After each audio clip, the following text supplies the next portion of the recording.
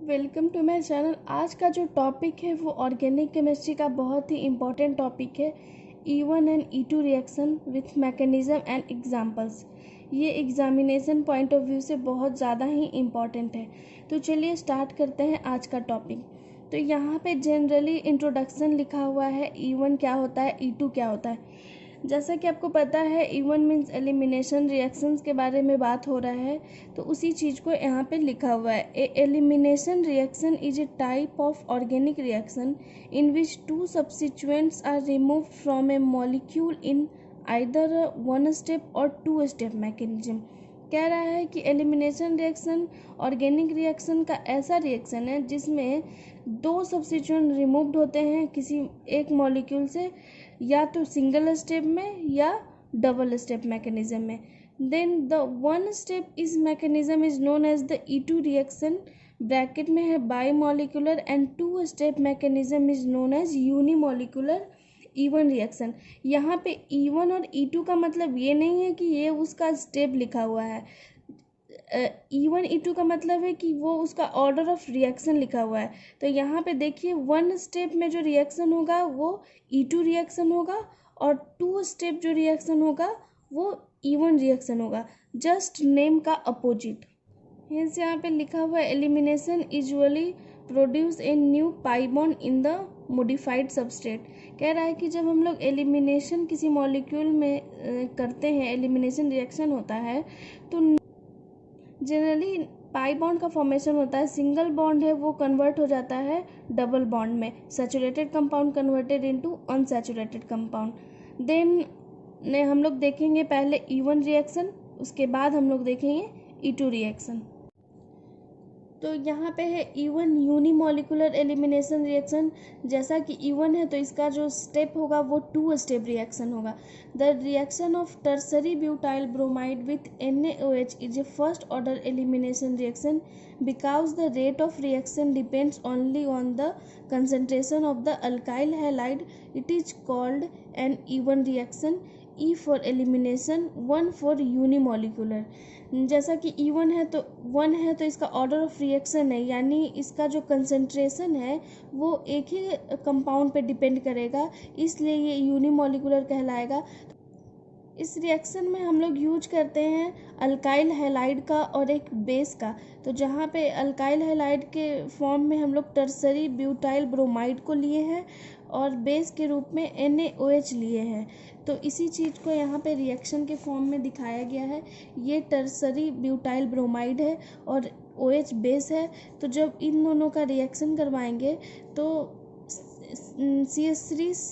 CH3 double bond CH2, यानी जो single bond है वो कन्वर्ट हो रहा है डबल बॉन्ड में, और ब्रोमीन जो है वो टूट रहा है ब्रोमीन आयन में, और H2O का फॉर्मेशन हो रहा है।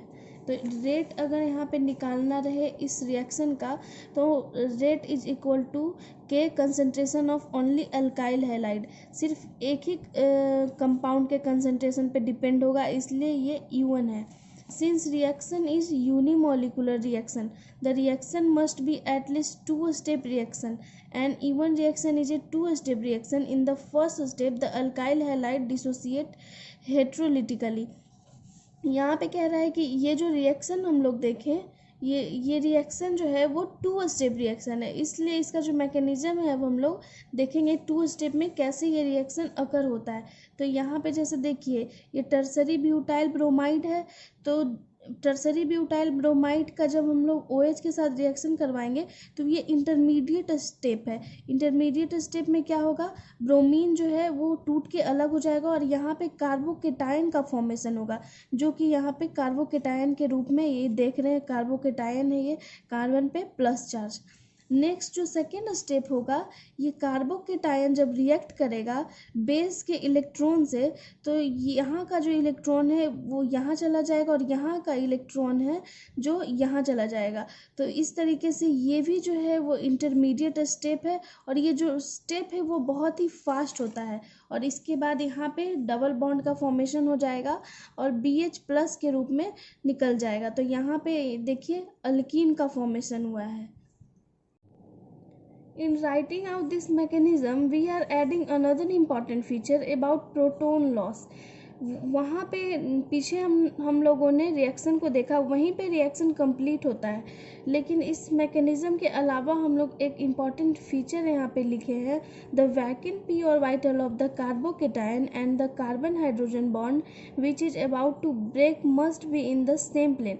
कह रहा है कि जो कार्बोकेटायन का पी ऑर्बिटल है और कार्बन हाइड्रोजन बॉन्ड का जो पी ऑर्बिटल है वो सेम प्लेन में होना चाहिए। This geometry maximises the interaction between the vacant P orbital and the electron pair in the carbon hydrogen bond. इसी चीज़ को हम लोग एक डायग्राम में दिखाए हैं। यहाँ पे एनर्जी प्रोफाइल डायग्राम है E1 रिएक्शन का। एग्जामिनेशन में आप इसे ज़रूर बनाइएगा। तो एक्स एक्सिस पे हमने प्रोग्रेस ऑफ द रिएक्शन लिया है कि रिएक्शन का क्या प्रोग्रेस है, और वाई एक्सिस पे एनर्जी लिया है। तो यहाँ पे जो है वो रिएजेंट है। रिएजेंट जब रिएक्ट करता है तो दो ट्रांजिशन स्टेट का फॉर्मेशन होता है। फर्स्ट स्टेप में जो ट्रांजिशन स्टेट होता है वो है TS1 लिखा हुआ है, और ये सेकेंड स्टेप का ट्रांजिशन स्टेट है जिसे TS2 से डिनोट किया गया है। तो दो ट्रांजिशन स्टेट होगा और फाइनली हमें प्रोडक्ट मिलेगा अल्कीन के फॉर्म में, और NaBr प्लस H2O प्रोडक्ट है। तो यहीं पे E1 यूनिमोलिकुलर रिएक्शन ख़त्म होता है। नेक्स्ट टॉपिक में हम लोग देखेंगे E2 बायमोलिकुलर एलिमिनेशन रिएक्शन। तो हमने अभी E1 यूनिमोलिकुलर रिएक्शन देखा। अब नेक्स्ट हम लोग देखेंगे E2 elimination by molecular reaction. तो ये जो रिएक्शन है वो नाम से भले ही बाय मॉलिकुलर है, लेकिन जो स्टेप इन्वॉल्विंग इस रिएक्शन में है वो बस सिंगल स्टेप में होगा। तो यहाँ पे चलिए देखते हैं। The reaction of ethyl bromide with ethoxide ion is an example of an E2 reaction. It is a second order reaction because the rate of the reaction depends upon the concentration of both alkyl halide and base.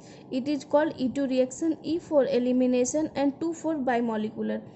इसमें हम लोग जो reagent use करते हैं वो ethyl bromide use करते हैं और इथॉक्साइड आयन का यूज करते हैं बेस के फॉर्म में। तो जब इथाइल ब्रोमाइड और इथॉक्साइड आयन का रिएक्शन करवाते हैं, यहाँ पे जैसे कि रिएक्शन में यहाँ पे लिखा हुआ है अल्काइल ब्रोमाइड और इथॉक्साइड आयन, तो इन दोनों का जब रिएक्शन करवाते हैं तो अल्कीन का फॉर्मेशन होता है और C2H5OH का फॉर्मेशन होता है और ब्रोमीन माइनस के फॉर्म में निकल जाता है।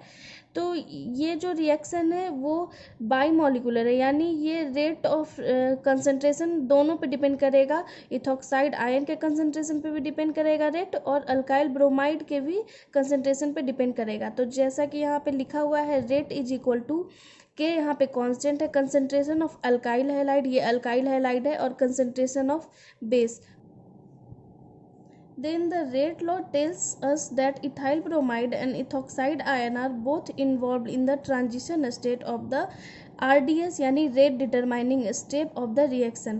मीन्स कह रहा है यहाँ पे वही चीज़ कि इथाइल ब्रोमाइड और इथॉक्साइड आयन दोनों इन्वॉल्व होते हैं ट्रांजिशन स्टेट में, ताकि रेट डिटरमाइनिंग स्टेप जो है रिएक्शन का वो डिटरमाइन हो सके। अब हम लोग E2 रिएक्शन का मैकेनिज्म देखेंगे। ये सिंगल स्टेप रिएक्शन है, इसलिए इसका मैकेनिज्म भी सिंगल स्टेप में कंप्लीट होगा।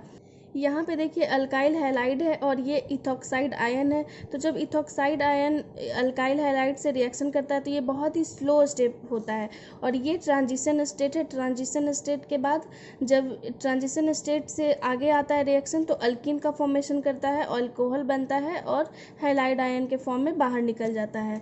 ये बहुत ही सिंपल रिएक्शन है। E2 reaction is a concerted one step reaction. The proton and bromide ion are removed in the same step that is in the rate determining step. यानी E2 reaction जो है वो one step reaction है, और proton और bromide ion जो remove होते हैं वो सेम ही स्टेप में होते हैं, इसलिए ये रेट डिटरमाइनिंग स्टेप है, जो कि उनका रेट डिटरमाइनिंग स्टेप है।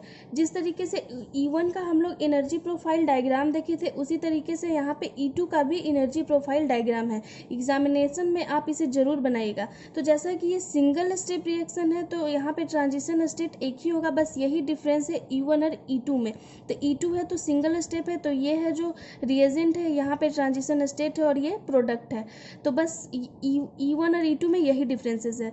जिस तरीके से एक्स एक्सिस पे हमने प्रोग्रेस ऑफ द रिएक्शन दिखाया था, वाई एक्सिस पे एनर्जी दिखाया था, same as it is E2 में भी वही दिखाएंगे। तो आज का टॉपिक यहीं पे ख़त्म होता है। अगर आपको मेरा वीडियो अच्छा लगता है तो ज़्यादा से ज़्यादा शेयर कीजिए, सब्सक्राइब कीजिए, लाइक कीजिए। Thank you so much.